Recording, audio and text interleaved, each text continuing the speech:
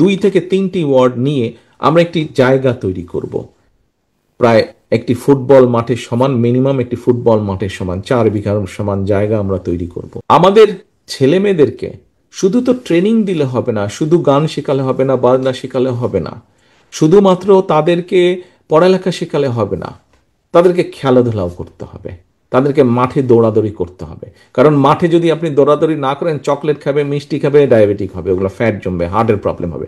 কাজে দৌড়াদৌড়ি করতে হবে।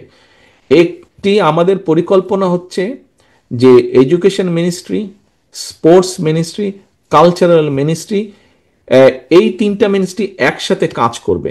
সারা বছর এই 3টা মিনিস্ট্রি একসাথে কাজ করবে, যাতে করে একটি বাচ্চা, স্কুলের ছেলে হোক মেয়ে হোক, আজকে তার কোনো না কোনো এই স্কুলের সাথে এই স্কুলের আর্ট কম্পিটিশন থাকবে, ওই স্কুলের সাথে ওই স্কুলের স্পোর্টস কম্পিটিশন থাকবে, ওই স্কুলের সাথে ওই স্কুলের ডিবেট কম্পিটিশন থাকবে।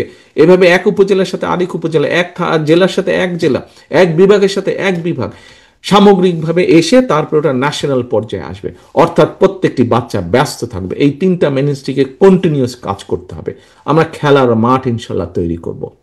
একটি পরিকল্পনা আছে ঢাকা শহর একটা দম বন্ধ করা জায়গা হয়ে দাঁড়িয়েছে। বাচ্চাদের খেলার মাঠ নেই, তাতে বাচ্চারা সারাদিন মোবাইলে বসবে আর মোবাইলেই থাকবে। আপনাদের তাকে খেলার জায়গা দিতে হবে। তো Bashundhara public school and college 2026 শিক্ষাবর্ষে ভর্তি চলছে। আমরা দোষ দিচ্ছি, মাদকের দোষ দিচ্ছি। আরে ভাই, আপনি তাকে খেলার মাঠ দেন, খেলার পরিস্থিতিতে, তাহলে কেন সে ওইদিকে যাবে?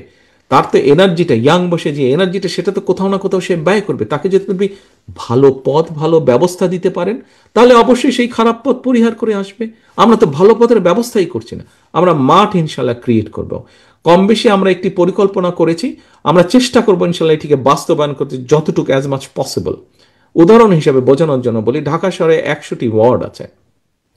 এই 100টি ওয়ার্ডের প্রত্যেকটি 2 থেকে 3টি ওয়ার্ড নিয়ে আমরা একটি জায়গা তৈরি করব।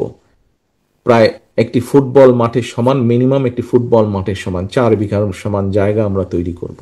এই জায়গায় আমরা যেই তখনকার ভ্যালু থাকবে, মার্কেট প্রাইস থাকবে, সেইটি দিয়ে ওখানে যে প্রপার্টি, বিল্ডিং টিল্ডিং, বাড়িঘর থাকবে, সেটিকে সরকার কিনে নিয়ে সেইখানের বাসিন্দারা অন্য জায়গায় চলে যাবেন, কারণ তাদেরকে আমরা ওই কম্পেনসেশনটা দিব।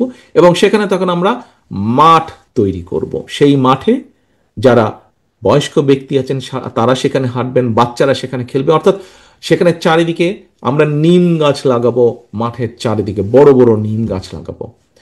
মাঠের চারিদিকে মানুষ হাঁটবে, বুক ভরে শ্বাস নিবে, বাচ্চারা খেলবে, যারা সিনিয়ররা হাঁটবেন, বাচ্চারা খেলবে, মানুষ বুক ভরে শ্বাস নিবে। এরকম একটি পরিবেশ বা পরিস্থিতি আমরা ঢাকা শহরগুলোতে ইনশাল্লাহ তৈরি করব। এর বাইরে সারা দেশে বিভিন্নভাবে আপনাদের সামনে আমিনুল বলেছে কিভাবে আমরা স্পোর্টস ভিলেজগুলোকে তৈরি করতে চাচ্ছি।